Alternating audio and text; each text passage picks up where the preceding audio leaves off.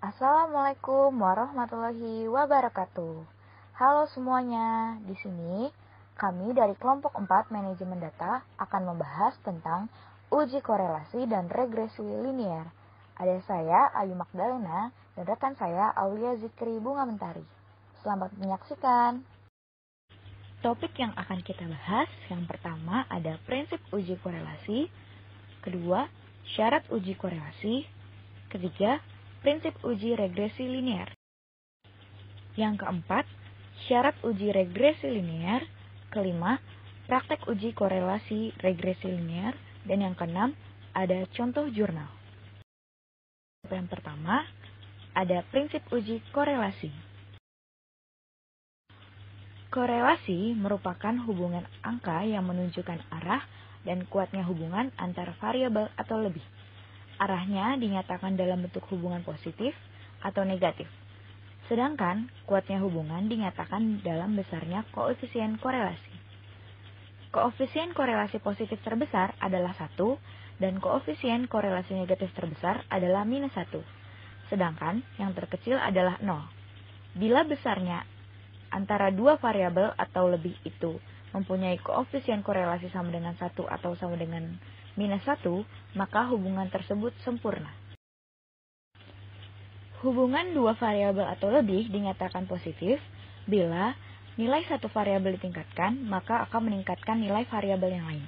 Dan sebaliknya, bila nilai satu variabel diturunkan, maka akan menurunkan variabel yang lain. Hubungan dua variabel atau lebih dinyatakan negatif bila nilai satu variabel dinaikkan, maka akan menurunkan nilai variabel yang lain. Dan juga sebaliknya. Bila nilai satu variabel diturunkan, maka akan menaikkan nilai variabel yang lain. Menurut Carlton, kekuatan hubungan dua variabel secara kualitatif dapat dibagi menjadi 4 area, yaitu yang pertama, R sama dengan 0,0 sampai 0,25, artinya tidak ada hubungan atau hubungan lemah. Yang kedua, R sama dengan 0,26 sampai 0,50, artinya hubungan sedang. Yang ketiga, R sama dengan 0,51 sampai 0,75, yang artinya hubungan kuat. Yang keempat, R sama dengan 0,76 sampai 1, artinya hubungan sangat kuat atau sempurna. Selanjutnya, ada syarat uji korelasi. Asumsi untuk analisis korelasi. Yang pertama, sampel data berpasangan berasal dari sampel acak. Kedua, data harus berdistribusi normal. Ketiga, kedua variabel mempunyai pola hubungan linier. Dan yang keempat, kedua variabel diukur dengan skala ukur interval atau rasio. Prinsip uji regresi linier sederhana. Analisis regresi linier sederhana merupakan hubungan secara linier antara satu variabel independen atau variabel X dengan variabel dependen atau variabel Y. Analisis regresi linier sederhana berfungsi untuk mengetahui arah hubungan antara variabel X dan Y. Biasanya, data yang dipakai menggunakan skala interval ataupun rasio. Variabel X dan variabel Y harus bersifat hubungan sebab akibat. Dan dalam analisis regresi linier sederhana, hanya menggunakan satu variabel bebas dan satu variabel terikat. Rumus uji regresi linier sederhana adalah Y sama dengan A plus BX. Y itu merupakan variabel dependen, X merupakan variabel independen, A merupakan konstanta, nilai dari Y apabila X-nya 0, dan B koefisien regresi. Next adalah syarat uji regresi linier sederhana. Syarat kelayakan yang harus terpenuhi saat menggunakan regresi linier sederhana adalah yang pertama, jumlah sampel harus sama. Jadi, jumlah sampel variabel independen misalnya 100, maka variabel dependennya juga harus 100. Yang kedua adalah jumlah variabel bebas harus 1.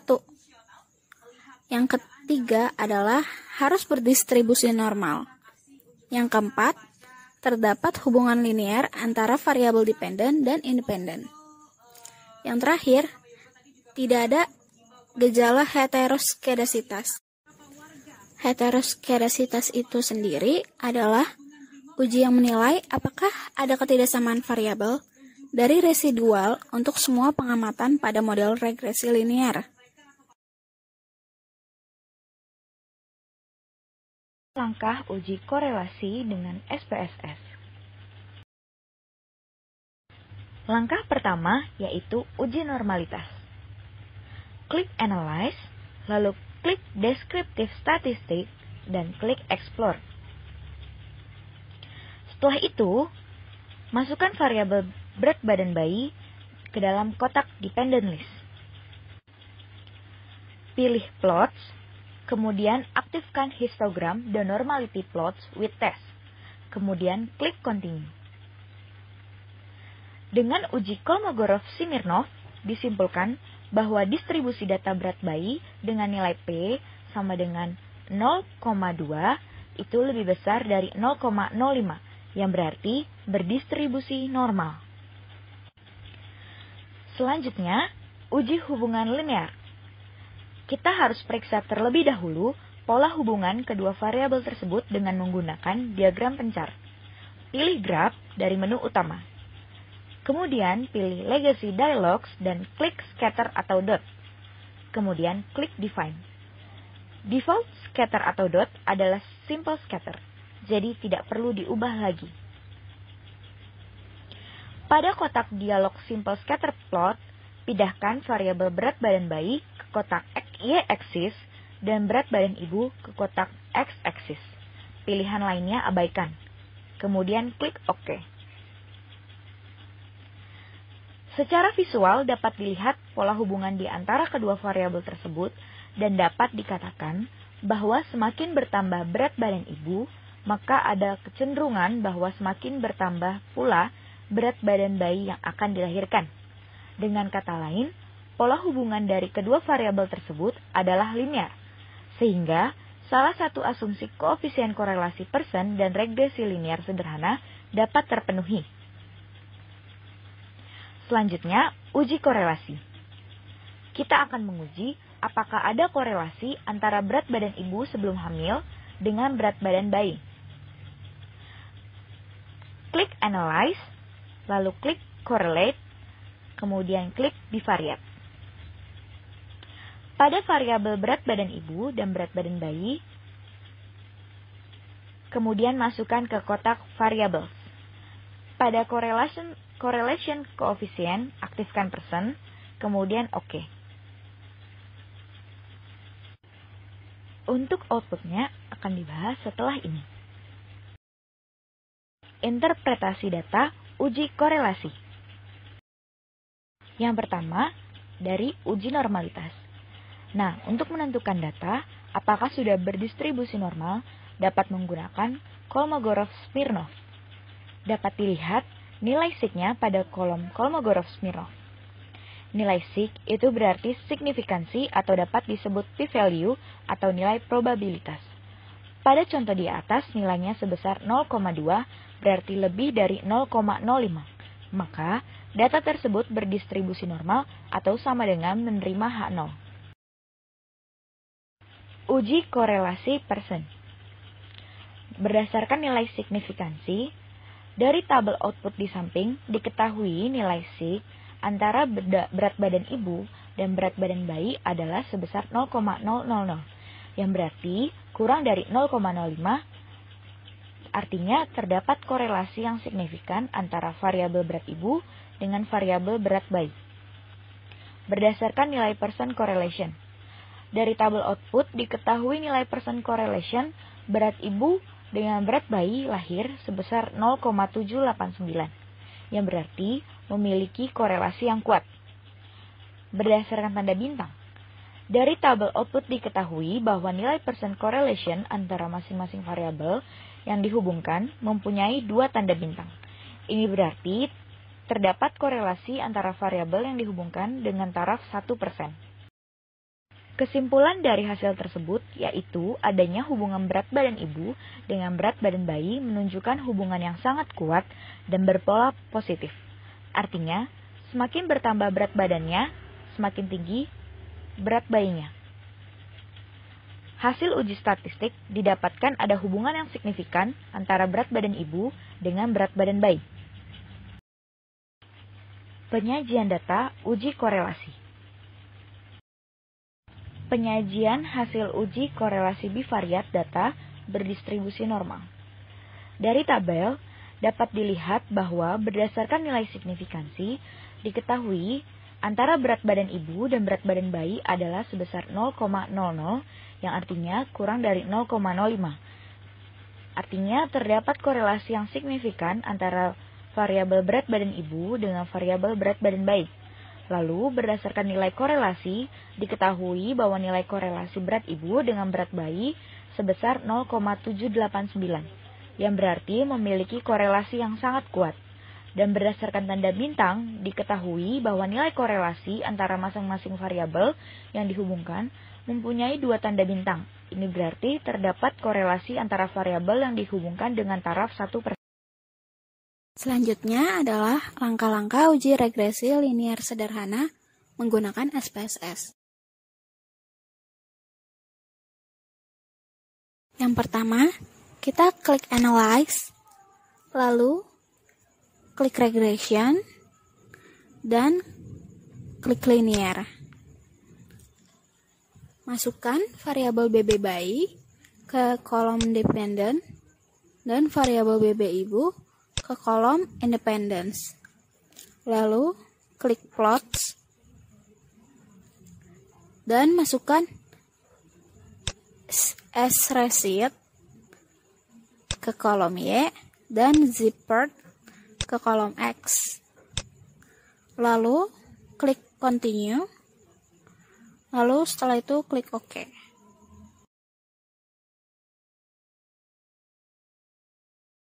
Interpretasi uji regresi linier sederhana. Tabel pertama menunjukkan variabel apa saja yang diproses, mana yang menjadi variabel bebas, dan mana yang variabel terikat. Tabel kedua menampilkan nilai korelasi atau hubungan, yang merupakan simbol dari koefisien korelasi dan koefisien determinasi atau R-square. Tabel ketiga digunakan untuk menentukan taraf signifikansi atau linearitas dari regresi. Kriterianya dapat ditentukan berdasarkan uji F atau uji nilai signifikansi atau SIG. Tabel keempat menginformasikan model persamaan regresi yang diperoleh dengan koefisien konstanta dan koefisien variabel yang ada di kolom unstandardized koefisien B. Diketahui nilai konstan sebesar 261,784, sedangkan nilai kepercayaannya atau B sebesar 42,192, sehingga persamaan regresinya dapat ditulis, masukin rumusnya yang tadi, Y sama dengan A plus BX. Jadi, Y sama dengan 261,784 ditambah 42,192X. Nah, persamaan tersebut dapat diterjemahkan menjadi konstanta sebesar 261,784 mengandung arti bahwa nilai konsisten variabel BB bayi sebesar 261,784. Koefisien regresi BB ibu sebesar 42,192 menyatakan bahwa setiap penambahan 1% nilai umur, maka nilai BB ibu bertambah sebesar 42,192. Koefisien regresi tersebut bernilai positif, sehingga dapat dikatakan bahwa pengaruh variabel BB bayi terhadap BB ibu adalah positif. Lalu next kita lihat dari scatter plotnya. Berdasarkan scatter plotnya, dapat diketahui bahwa titik datanya menyebar di atas dan di bawah atau pokoknya di sekitar angka 0 di sumbu X dan di sumbu Y. Titik datanya tidak berkumpul di satu tempat, tidak berkumpul hanya di atas atau hanya di bawah. Penyebaran datanya itu tidak membentuk pola bergelombang, melebar, menyempit, terus bergelombang lagi. Pokoknya dia nggak berpola kayak gitu. Terus penyebaran datanya yang nggak berpola. Penyajian uji regresi linier sederhana. Nah, bisa lihat tabel penyajiannya. Dari tabel itu bisa dilihat bahwa nilai signifikansinya diketahui antara berat badan ibu dan berat badan bayi sebesar 0,000, itu lebih kecil dari 0,05, berarti ada pengaruh nih yang signifikan antara variabel berat badan ibu dengan variabel berat badan bayi. Nah, kita lihat di teh hitungnya, itu kan sebesar 730. Maka nilai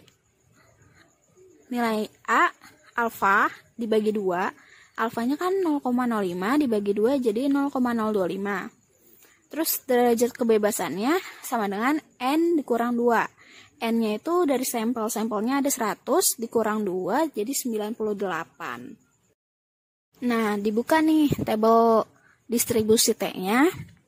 Dilihat 0,25 sama 98. Itu di nilai T tabelnya jadinya 1,9844. Nah, karena nilai T hitungnya tadi 12,730 lebih besar dari 1,9844, maka ada pengaruh nih BB ibu dengan BB bayi. Berikut adalah contoh jurnal uji korelasi.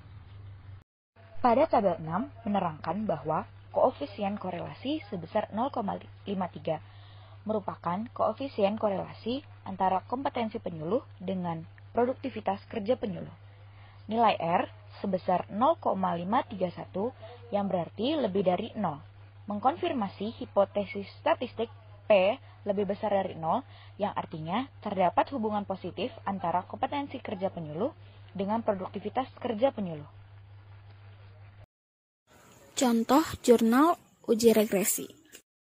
Nah, bisa dilihat di tabel penyajiannya dari contoh jurnal yang saya ambil, itu menunjukkan R-square-nya atau koefisien determinasinya itu sebesar 0,665, berarti ada kenaikan berat badan ibu selama hamil memiliki pengaruh kontribusi sebesar 66,5% terhadap berat badan bayi, sedangkan 33,5% lainnya itu dari faktor lain yang penelitinya itu nggak meneliti.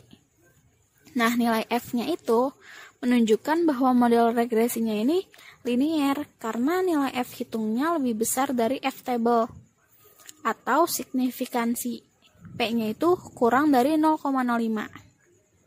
Nah, model persamaan regresi yang diperoleh itu koefisien konstantanya sebesar 2198 dan koefisien variabel kenaikan berat badan ibu selama hamil adalah 83. Terima kasih semua sudah menonton video kami dari awal sampai akhir. Oh ya, ini daftar pustaka yang kami gunakan. Sekali lagi, terima kasih. Sampai jumpa lagi.